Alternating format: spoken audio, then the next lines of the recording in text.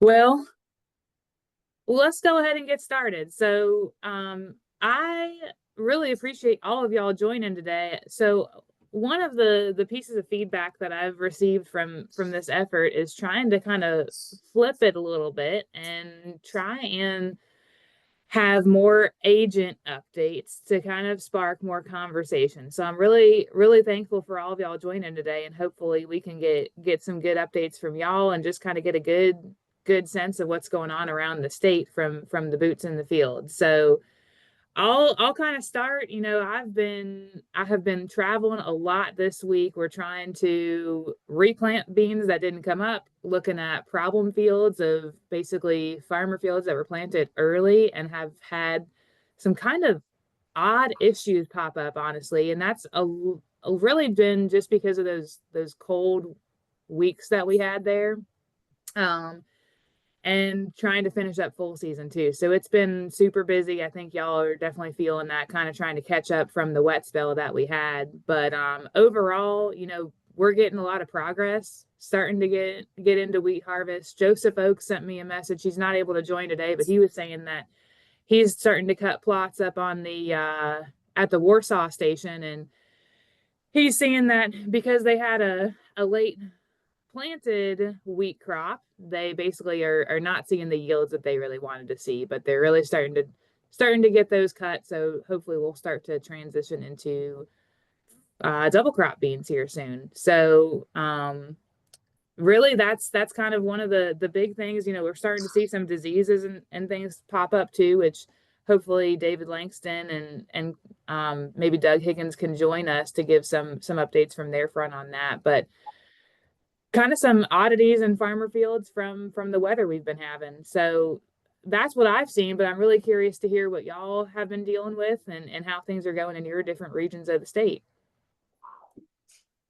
So Bobby, I know you told me that you had a schedule conflict towards the end of the meeting. So I'm gonna see if I can just pass it right to you and ask you to kind of share a little bit about the Shenandoah Valley. So for all, I think last year really weighed heavy on farmers' minds. A lot of their late planted stuff did better than the early planted. And we're in the valley sometimes double crop darn near, like somebody will replant a field and the yields is just as good as the full season. And so this year, farmers got started early. And but a lot of them planted a little while and then they just quit and said, I'm not going to put it all in the ground, and started stringing it out. And then this really rainy weather slowed them up more than anticipated. And I'll bet you that they're still, oh, I'm hoping there's not 500 acres in the Northern Valley left to plant, but there probably is that hadn't been planted the first time yet, just due to wetness and farmers getting around. Um, Everything looks good, a little bit of drowned out stuff, not much. And we got some terrific looking corn that's not about waist high right now. But I've just been extremely busy with the different pieces of all the slug work we're doing. And had a guy come in here from Oregon State and that kind of stuff. Replanting is down on the slug world because people have gotten way more aggressive with slug bait. And spreading out the planting window a bunch really helped. And that's about it. So when you say they got aggressive with slug bait, so how many acres do you think, or what percentage of the area do you think was treated with slug bait? Um, if I just focus on soybeans, I'd say it was probably 10–20% of the no-till soybean acres. And a lot of them, they either put bait down before they planted, or they put the crop in the ground and then came over the top with a little bit of fertilizer and bait before the crop emerged. Um, uh, and we have one guy with a drone that's spreading, and another guy that's got a custom spreader and he's spreading just bait, and a couple guys with drones. And it really does tax our fertilizer business when farmers say, I'm gonna put out all my potash with bait. Uh, uh, but they're bearing it, but there's some fussing, and realistically so. It's just hard for them to service all that. But that's how they're getting it done. And a few rescue drones. Yeah, well, that's interesting to hear. I didn't realize it was that widespread of a practice for the slug bait, but I guess maybe you're saying that's kind of really increasing this year compared to previous years. So good to know. Thank you for sharing that. Well, That might blend very well to Helen and Kemper if y'all have anything to share out from the shore. Um, yeah, so like I said, one of my growers started harvesting wheat. I mean, I think with everything that we've had going on this year in terms of weather, the wheat is fair. I tried to contact him to see how he was doing with yield, but he hasn't called me back. In terms of soybeans, um, the crop is looking okay. We've had some hail damage, and I know you and I and Bobby talked about this because we were kind of wondering about whether it was slug and I really tend to think it's hail damage now. But we've had no replants here that I've heard, and we've really had no slug pressure like last year. I mean, last year I had growers calling asking about a replanting and asking me to come and take a look at their fields for slugs, and none of this year, which is kind of interesting considering that we had such a cool and wet month of May. But maybe it's the weather in April that really affects us more, in terms of slugs on this side of the state. Um, last fall, September, October, in that time period, were y'all really dry, like Delaware was dry? yeah, the whole month of October, like no rain. Does Yeah, Delaware, so that could have an impact too. You're Del right. saying that the slugs were almost non-existent on that side of the state? And there seems to be some thought that maybe it just impacted their ability to breed in the fall or something, or lay eggs. There's nobody really knows, but I mean, it was almost like no slugs. And so I ended up shipping more slugs to Delaware for their research project because they couldn't find any. So Yeah. it's weird. But what we're finding out, I mean, the bait study that we have going on where we're looking like early application and then application of planting, I've had no pressure. I've tried 2 fields, no pressure. But the cover crop study where we're looking at termination timings and impact on slug population, we've had excellent pressure. Um, but what we're seeing is, and we'll see at how this is really going to be affecting everything in terms of, the type of cover crop and the termination timing.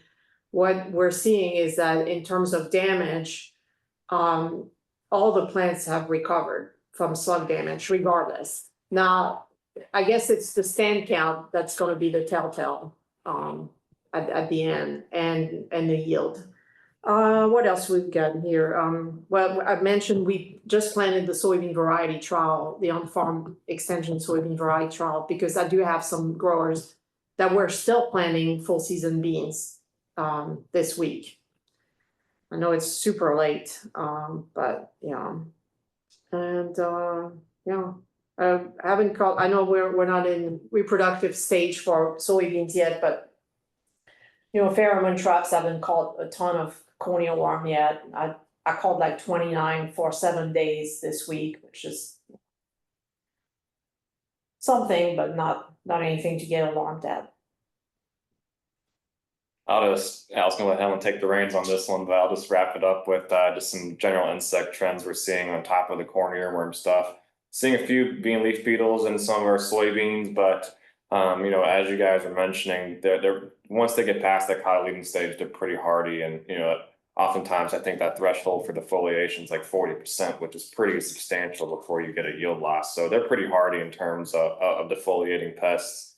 So we're seeing a few bean leaf beetles. I know Tim Bryant's not here. Him and I attended that Farm Bureau Northern Neck Wheat Tour. I think it was last week or the week before. And those, we went to several different wheat fields. They all looked honestly really clean. I know there was a lot of concerns about yellow barley borer virus this year. I know David and Doug aren't here, so that's kind of more on their end. But the aphid transmission part is definitely for Tim and I and Arash as well. And those fields were clean. It looked like a lot of growers were putting more inputs into the wheat than I honestly would have recommended. But because of that, fields were pretty clean this year, and we really didn't see that much yellow barley dwarf virus.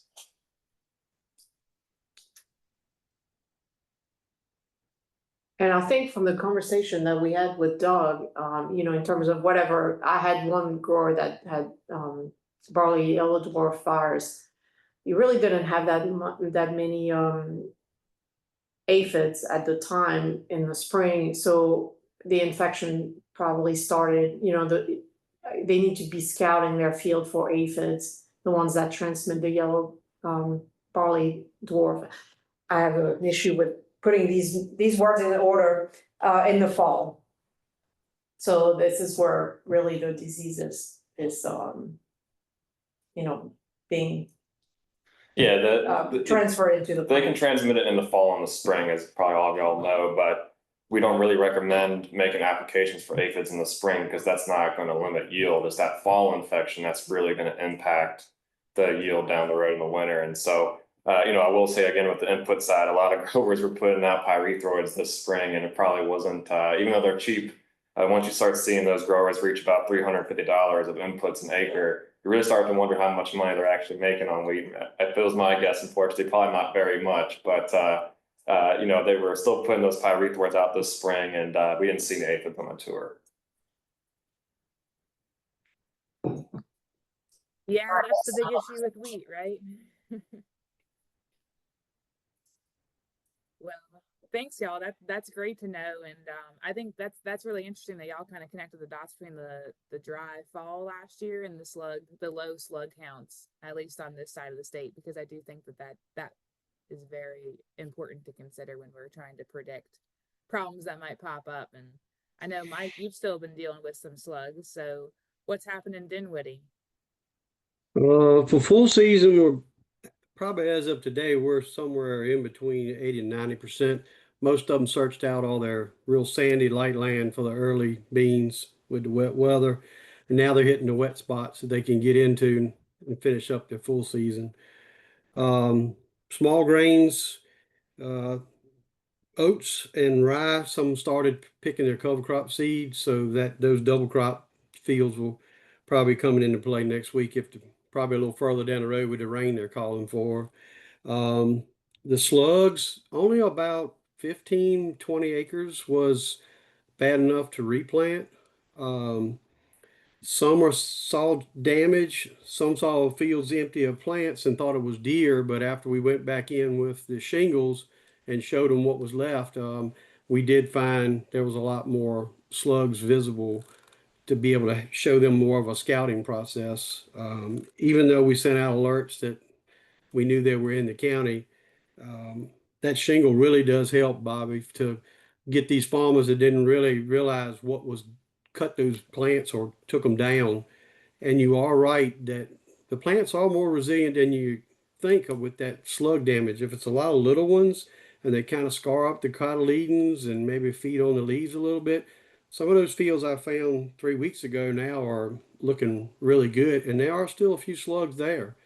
I had 2 new farmers this week, very large soybean growers, that actually found them in a few spots that had been in no-till a lot longer than most of his cropping system. And I think that's a plus for us, those that have multi, systems with the cotton and the tobacco and the peanuts where they're doing some tillage.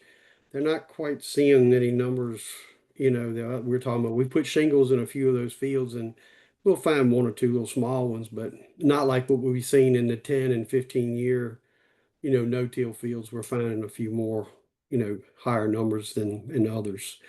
They're worried about what's coming next, the growers. So hopefully this will be a big topic this winter that we'll focus on. The options, like Bobby has told us, that, they're hit and miss. Rainfall really doesn't help with that baits. I had one farmer use some bait and really saw no impact on the slugs, but we kept getting those rain showers and heavy dews that probably inhibited helping. But had a couple, we tried to work with the residue tools on their planters to kind of push that residue away from the soybeans, but we still saw foraging, on them. They move a lot further than just what those row sweepers will get that residue away. And I am seeing slugs, and maybe somebody on the call can talk about it, but how much of the residue do these slugs consume themselves as it decays and breaks down and maybe could keep them away from the plants? I'm not sure.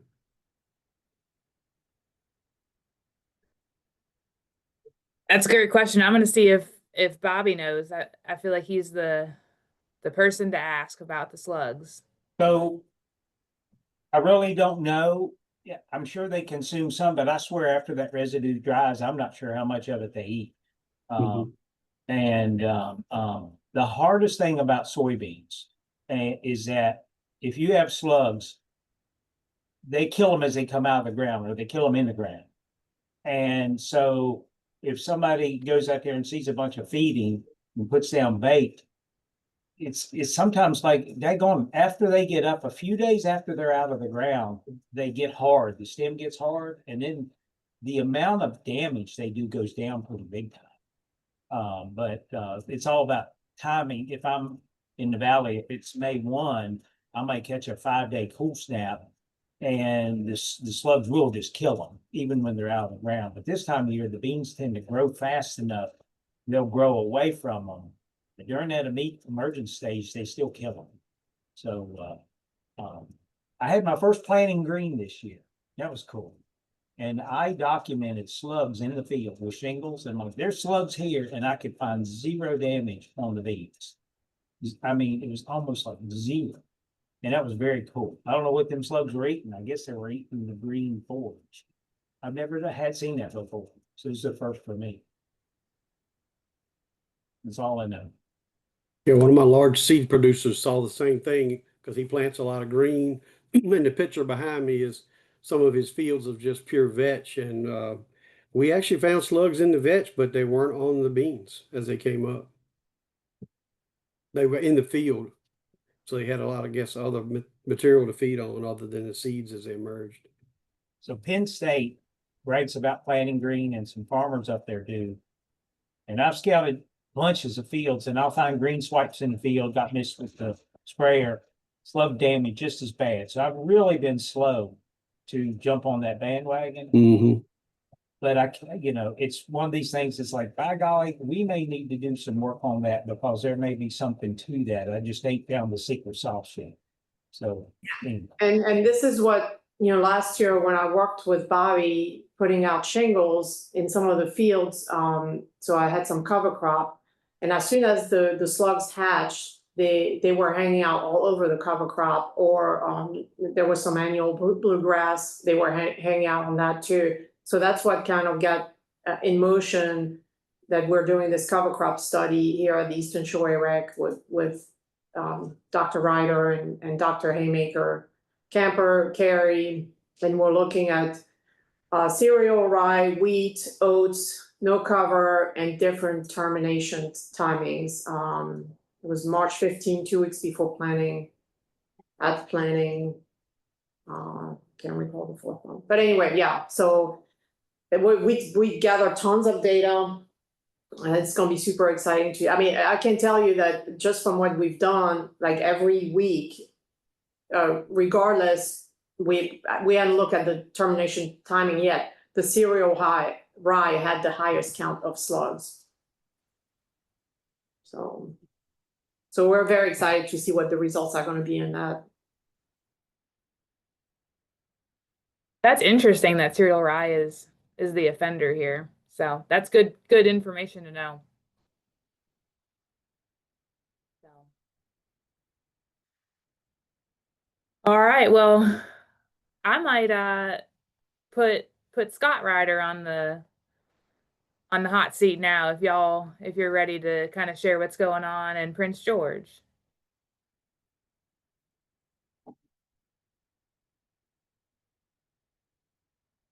Oh, you're muted, Scott. Oh, there we go. All right, can I show some pictures? Absolutely. I just changed the settings, so you should be allowed to share your screen now. Okay.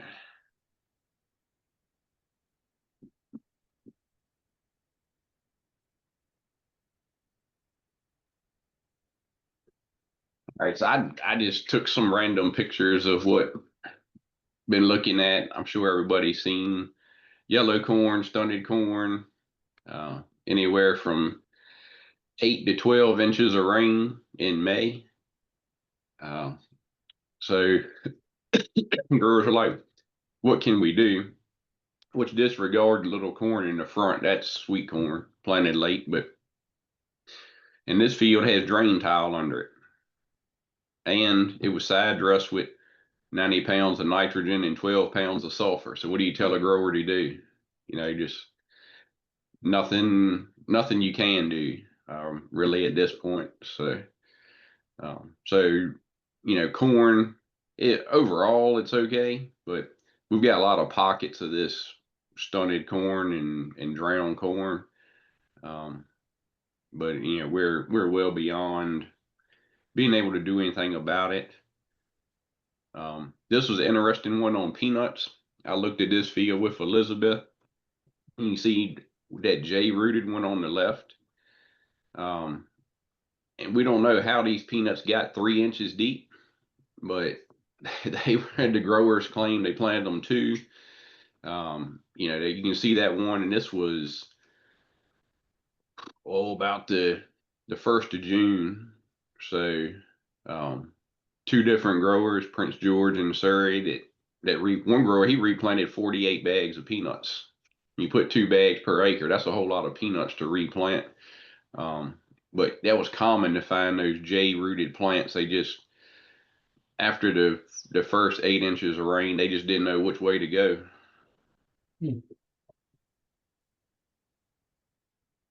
Soybeans, quite a bit of replant. The guys that planted early this year, they got lucky. That planted that last week of April. Beans planted. We've been planting beans for 5 weeks now, and now we're replanting some of them. This is just a common site. You got some good ones. You got some, what do you do? Then you got places of nothing.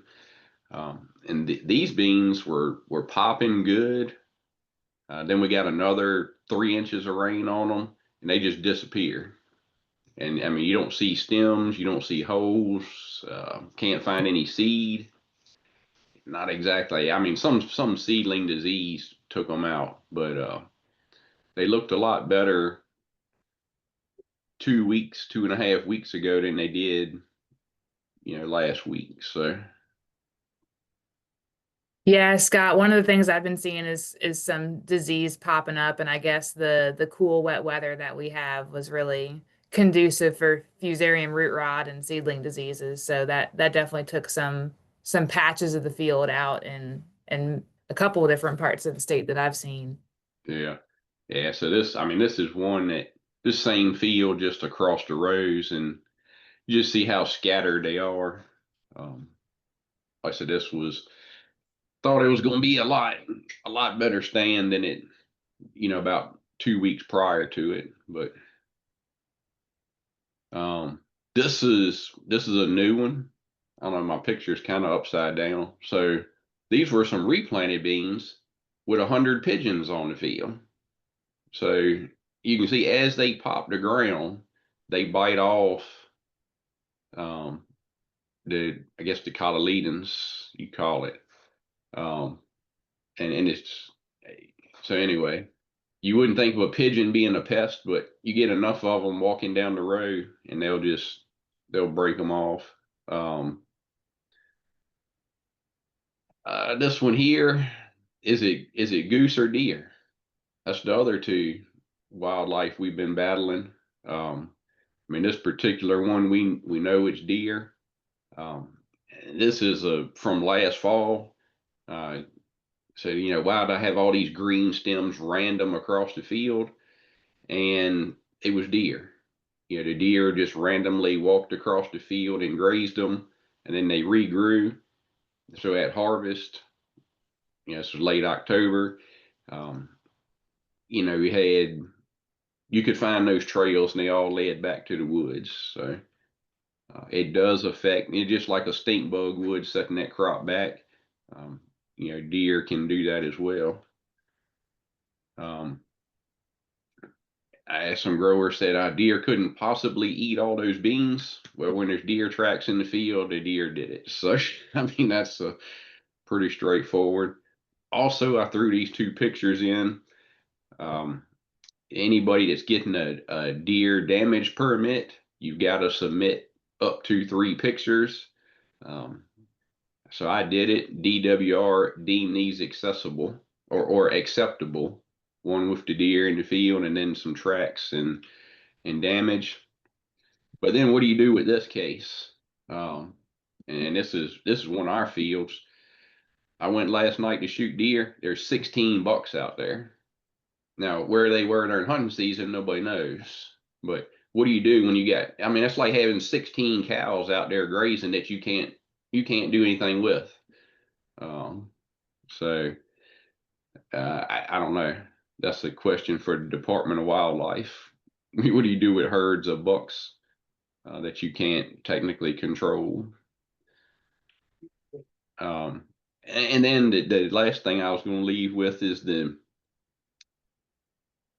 people are not aware, the deer damage kill permit is now online. So you don't just call your game warden, they come out, write you a permit and give it to you. You have to initiate it on either through online or through the app. And I can send this to everyone as well to Go Outdoors Virginia.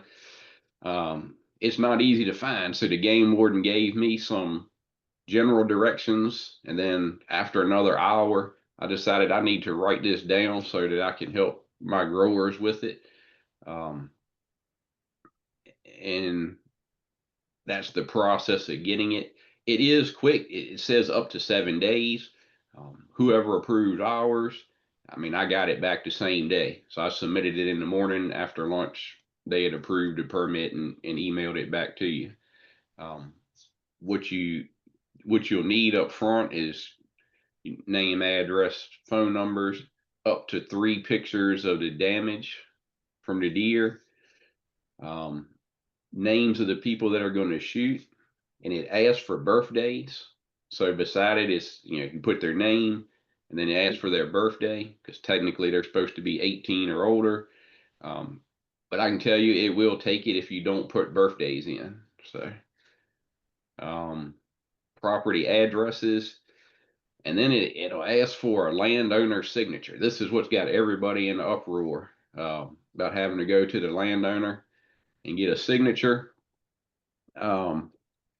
I was told, I didn't put it in print, I was told that our local agents consider the farmer the owner of the crop to just sign it yourself, or if you just put you're the owner further in the application, it doesn't ask for any kind of signatures.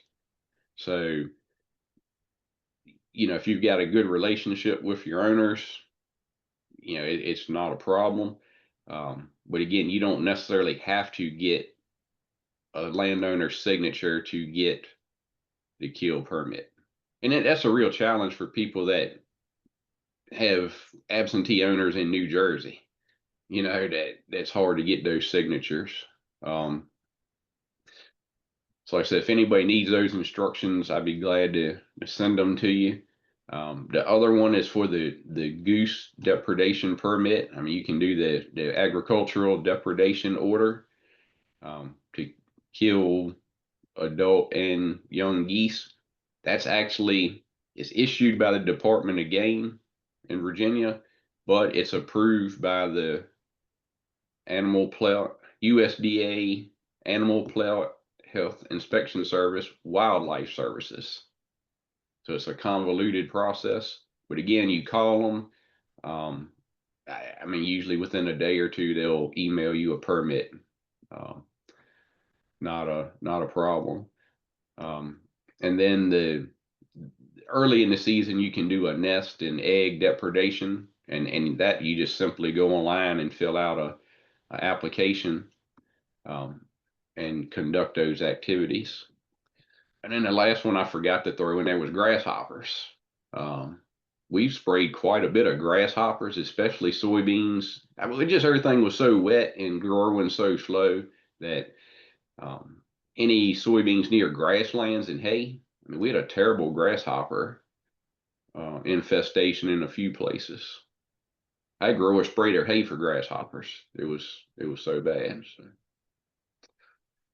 So yeah, it's been the May of challenges for, and here in Prince George, I've got a weather station knocking right at 8 inches, and it was the wettest May since 2013. We've had another one that was like 7 inches. I think we had about 20 days that it had some type of rainfall. So, all right, so that's all I got, Carrie. Well, thank you, Scott. Yeah, it's similar issues that we've been seeing down here in Suffolk, and a couple of my fields, particularly the ones we planted the last week of April, they came up nicely, they looked really good, and then all of a sudden there was very little plant matter left in the field, and they just weren't growing during those 3 weeks of cold, wet weather, but the deer were still hungry. So that's been a big issue. And so I do have a trial collaborating with NC State looking at different deer repellents. And so we'll see if any of those work. Of course, I put those in the field with deer tracks all through it. And I'm not sure that we've actually gotten a lot of deer pressure once we put those out. So I'm not sure what we're going to get from that trial. I know NC State's having the exact opposite problem. So in the fields that they've got that research at, so basically we've got deer exclusion cages out there,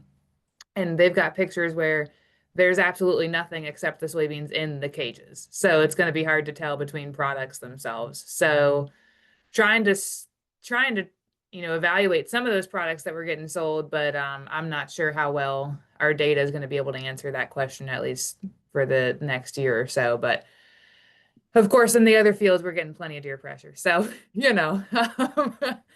that's the name of the game. But yeah, I appreciate those pictures. That was really helpful, and great update. So Hey, Carrie, if I could just chip in real quick. I know that Camp Hand, who's the cotton agronomist with the University of Georgia in Tifton, is doing a lot of deer research right now with some night surveys, exclusion cages, but some of the stuff that he's working with is looking at lasers in the field, which is basically, I don't know exactly what it looks like, but it's a laser machine they put in the middle of the field. And when a deer walks in the field at nighttime, it shoots a laser that causes some heat or discomfort on that deer and causes them to run out. So basically it rotates, and whenever that deer, within a circumference, I'm not sure how big that is, but he's looking at these types of products as deer deterrents in the fields. And maybe if you should reach out to him and see what kind of ideas he has and how we could maybe replicate that here.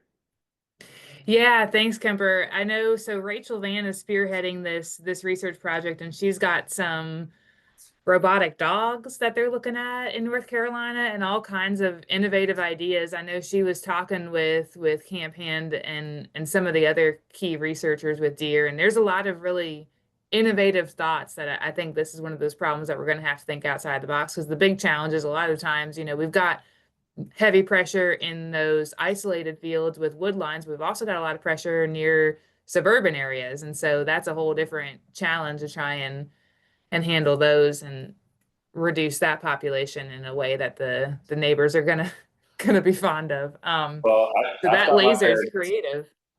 I shot my fair share of deer when I lived in Blacksburg in the urban area too. So I think that's definitely a need. And one thing camp is looking at too is trying to really incentivize farmers to shoot more does, because they're going to go shoot 1 or 2 bucks a year, and they're letting all those does go. And what they're trying to do now is work with Hunters for the Hungry, which is basically a program where you kill deer and you can donate it to the homeless, and they'll process and cook it for them. Trying to really work with farmers and Hunters for the Hungry to kill more does and then donate them to Hunters for the Hungry so they can feed the homeless population. That works really well because they have Atlanta, but we have situations here with Richmond and the Virginia Beach area and even Northern Virginia, where if we could create a system working maybe with DWR, we could really incentivize more of our growers or hunters to shoot more does and decrease that population overall. Yeah, that's a great idea. Does anyone know, is Hunters for the Hungry, is that a program that we have in Virginia? We Yes, do. we have it. Usually they only do it during hunting season. So, and I think you have to, at one time there was like a small fee you had to pay. So, And they have to have certain meat processors that are approved to be able to process those. So that location can be kind of far to take it. I have to go to Yeah. South. I do mine. All right. Well, thanks. That's good information to know. Hey, Carrie, I was going to update you yesterday. One thing, we're having issues on the urban side. Scott Ryder knows Thomas Evans got hit on his tractor hauling in hay yesterday, Scott. So he's all right. The truck was totaled that hit him, but we're having a lot of issues in our area with traffic and just, I don't know, people just don't yield, and it's getting to be a mess down our way. That's terrible to hear. So, you started with herbicide issues. So what's going on up your way? Over our way right now, crops are looking pretty good. I don't think we've had quite the rain that you guys have in this area, but so far everything's looking pretty decent. Talking about slugs earlier, Bass Sod Farms had some issues with slugs just running about a year and a half ago, just kind of running straight lines through their fields. They've been putting out baits and things like that, but other than that, we're just moving along pretty well. So things seems to be going all right. Well, that's good to hear. So I'm glad y'all didn't get as much rain. I mean, that's been the big dilemma in most of the state. So that's good to hear. Talking about, I'm glad you brought up herbicides. So I see VJ's on the call. Michael Flesner had sent some updates that he wanted to pass along because he had a schedule conflict today. VJ, do you want to kind of combine Flesner's notes with your notes and share what's going on with the weed science world? Oh, yeah, so great for asking me this. So right now, soybean emerging and in many places, people even miss to apply some pre-emergence herbicides too. So there are a few kind of backups which we can share, especially in those situations. One thing we need to see the kind of the weeds surviving or emerging at this stage, whether they missed the pre-emergence or they applied the pre-emergence. So means if they have applied the pre-emergence, so what are the weeds emerging right now? Normally the recommendations are like 4 inches or less. So if it's less, don't wait until 4 inches is better to spray them. But one thing is for sure that whatever weed species you have, especially in case where you miss the pre-emergence herbicide, we always suggest to add a residual herbicide along with your glyphosate or Liberty if you are using Liberty Link system. So, and especially for the Liberty, if you are using Liberty, it's a general consensus among the weed scientists that you need to have little higher spray volume compared with the glyphosate. So if you compare both of those herbicides, Liberty needs better coverage to provide excellent control. So we always suggest around 20 gallons per acre. Don't go below 15. For glyphosate, growers, they generally use 8 to 10 gallons per acre. We suggest go with 15. So that's kind of the range, but yes, there is a 5 to 6 gallons difference between both of those. One thing Michael observed that even by using glyphosate plus dicamba last year, they observed prickly cider problem. So a lot of prickly cider, which they could not control. So we have found that glyphosate formesafin, which is a reflex herbicide, would do better for controlling prickly cider. Because if dicamba won't be able to control it, then we are assuming that even 2,4-D would not control it. And most of those Enlist 3, E3, like the soybeans or the crops you are using, you would observe that they have glyphosate plus 2,4-D combination as a name Enlist Duo. So if you say we sprayed Enlist Duo, basically it has glyphosate and 2,4-D in that, and that may not control prickly cider then. So it's better to use a Reflex along with the glyphosate if particularly prickly cider is a problem. In some pockets, we are started seeing some resistance to goosegrass, like to I would say glyphosate. To control glyphosate resistant goosegrass, the option we have is to use Selectmax, that is clethodim, or the post herbicide. So they are POAST. It's not like post emergence. It is a POAST, is a different spelling. Post or Selectmax. Those are the herbicides which would provide good control of goosegrass. In situations where growers are already seeing and there is a history of glyphosate resistant weeds and they have reported those weeds to us, we always suggest to switch to Liberty Link system for 1 or 2 years at least to manage those resistant weeds, and always come up with the like a tank mixture program. Don't just rely on one herbicide. We don't have any case of uh, resistant weeds to Liberty until today. We may not know. We are, constantly checking, and we are even requesting extension agents to report such cases if they would see. But we don't have cases of resistance to Liberty, even though that's a great herbicide right now if growers are using. The reason being is the temperatures are quite high and we need minimum of 72 Fahrenheit temperature for Liberty to work in the field. Otherwise, glyphosate works very well. The only issue is the glyphosate resistant weeds. So these are some of the considerations when we suggest some programs to growers, and they should also consider this when they would formulate and do the tank mixes. Especially for Palmer amaranth, common ragweed, these are quite problematic or herbicide resistant weeds. We are seeing some herbicide injury cases right now, not in soybean, but nearby soybean fields. So that means on other crops because of the soybean herbicides or the burn down applications which people are using. Because normally people use glyphosate plus 2,4-D as one of the combination for the burn down application.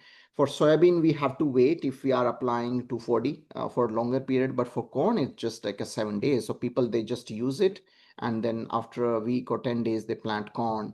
And in some cases, since 2,4-D is quite volatile, and people, they even think that they are using Enlist herbicide, but Enlist has 2,4-D. So that's awareness is not there at many places because there are a lot of trade names of herbicides, and that's sometimes mistake happens. But we are making sure that information is provided to the growers through our stock articles and also through our podcasts. But let me know if you have more questions, and if wherever you see weeds are escaping the herbicide programs you are using, and there is some resistance, susceptible or suspected resistance cases, please let me know, or Michael Fleshner, so that we can come up with the alternate plan.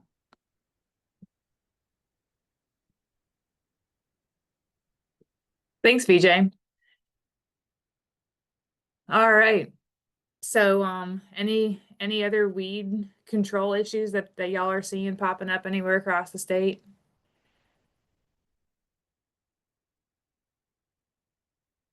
No, I know we've been kind of delayed here for trying to get some of our sprays out just because of the weather, but hopefully we'll be able to get in before it's too tall. Yeah, right now I think if we see weeds emerging, we are starting to see common ragweed, common lamb squatters, Palmer amaranth, some goosegrass, and large crabgrasses, but not much. Like these are the only species we are normally seeing right now, and it's not a problem. But yes, because of all the moisture and rain, and since earlier the temperature was down actually, because that, the weed growth was not that high, but now the temperatures are rising, they got enough moisture. So I think there would be a good competition with the crops, especially if a farmer would not be able to apply herbicides due to these rain events.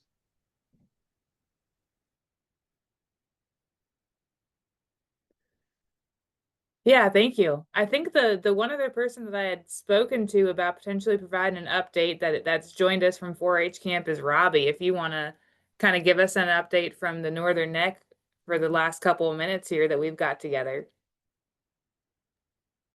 Yeah, thanks, Carrie. Not a whole lot to add. Basically, exact same comments that Scott said. We've got guys, we actually had a few larger growers just finish up planting corn last week. And so just finishing up there. Early planted corn looks pretty good. Really early planted soybeans look really good. Like Scott said, the guys that kind of took the gamble and planted early this year got the crop up and growing before we got a slug of rain. I think it paid off. The stuff looks really good. We got some beans that were planted first part of April, even before corn, that don't look half bad. They got some good growth to them and are really taking off. And so, timely planted stuff is struggling a little bit, certainly on corn and soybeans. Like Scott said, a lot of drowned out areas, yellow stunted corn. But it's come around since we got some heat and growers been able to put out some nitrogen and sulfur. It's come around, looks a whole lot better. So, very optimistic there.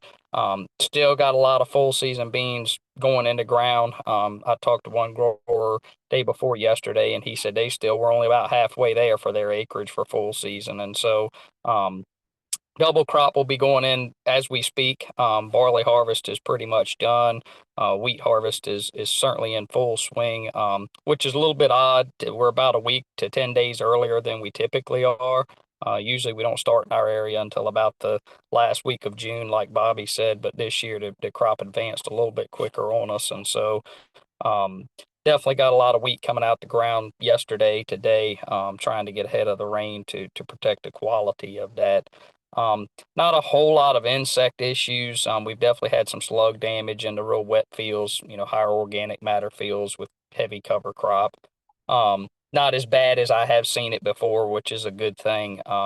Fighting deer pressure, just like Scott said, the beans have not been growing. And so we have a fair number of growers that as they have trended to plant earlier, they have really dropped down on those populations. Some of them are dropping, somewhere around 100,000 seed per acre. And so you take into account 85% germination, 100,000, and then the deer come in, you aren't left with a whole lot. And so I've actually, over the last week or two, I've actually recommended to some growers to bump, those populations up above, certainly above that, but above even what we would consider a normal population, just simply because the crop has been so slow to emerge and grow, just to try to provide a little bit of insurance there if the opportunity to come back to replant is minimum on some of these larger farms because they've got so much land to get over. So deer pressure has been certainly a great issue for us, and I think it'll continue to get worse as we have more urbanization, loss of land, loss of hunting, things like that. And so, yeah. Other than that, I mean, what we have in the field that's growing looks fairly good at this point. It's just been a real challenging spring for producers, and that's for morale. That's not good. We're coming off a not so great year last year, certainly on the corn side of things, and so. They were already a little bit discouraged going into this year, and now they've been fighting all these issues right off the bat. So, hopefully we have a good optimistic, rest of the summertime for the growing season and things turn around for us. Yeah, thanks, Robbie. I think this time last year we would have been very happy to get one shower, and now here we are just shaking our heads at the forecast. So I guess that's just part of it. But I appreciate that update and that I think you're spot on there. Start increasing your soybean planting populations now to just try and combat your chances of having to replant. We're always looking at a higher population for double crop, but I mean we're in that zone now, so we need to be increasing those populations as we can. So that's a good thing to bring up there. I appreciate you saying that. So I know there's some other folks on the call here that haven't had a chance to share anything yet. If anyone else has any updates from what they're seeing or questions of things you've come across, I'd love to hear from you. Carrie, I'll go. Most of the stuff here for Surrey, Sussex is kind of like, echoing Scott and Robbie. Pretty similar conditions, definitely a lot of replant beans. And then, down our way, when you start having to plant peanuts and cotton into the mix, then it kind of becomes, where's the planter going? What are we doing? What's going to end up, hurting the most by waiting? I think has been a lot of the considerations here, and with spraying too. Them trying to pick and choose where they can go when they have the day that's, clear, and they can not get the sprayer stuck going across the field. I had one weird situation, and I feel like it's been the spring for weird situations popping up because of everything. We actually had a cornfield that looked great and emerged great, and the heavier parts of the field actually did fine. They looked great, didn't drown out. It was the sandy spots, which you thought would have been a little bit better with all the rain we've had. Were really stunted, not grown at all. Tried to replant the sandy spots, and it ended up being that all the rain had basically pushed every bit of fertilizer out of where it was reachable. Um, so they went across and tried a few things. We'll see how it ends up looking at the end of the year. But that was a head scratcher there for a little bit, because you have parts of the field that are doing great. The fertility's out there. It's just ended up going a little deeper than than they wanted. But yeah, other than that, I think everything's been pretty much the same. I checked traps this week. I saw one total corn earworm in the moth traps so far. So pretty low pressure, I think, on that. Well, there's some good news.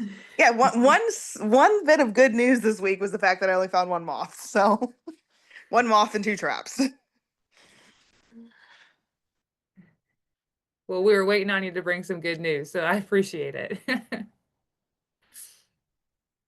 Anybody else have anything to share? Well, we're coming very close to 10 o'clock here, but I really appreciate everyone kind of sharing what they're seeing. I think this has been very beneficial to me, hopefully beneficial to y'all, to hear what other people are dealing with, and kind of some maybe explaining what you're seeing without having realized it for some situations.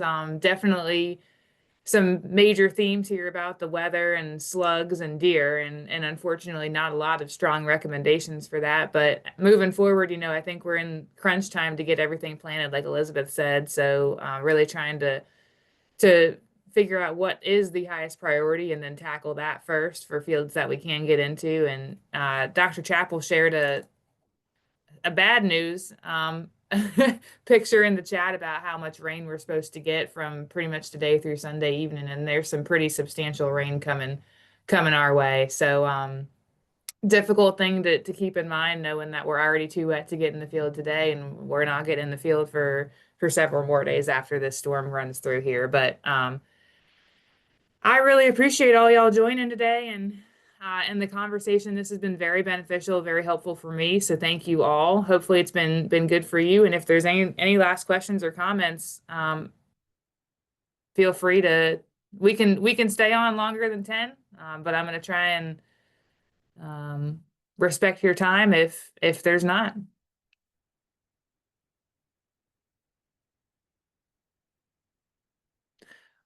One last thing I'll say that I forgot about is Happy Father's Day to any of the fathers on the call here. So hope you get to take the weekend off, because it's going to be raining, and go do something fun. So there's some good news too.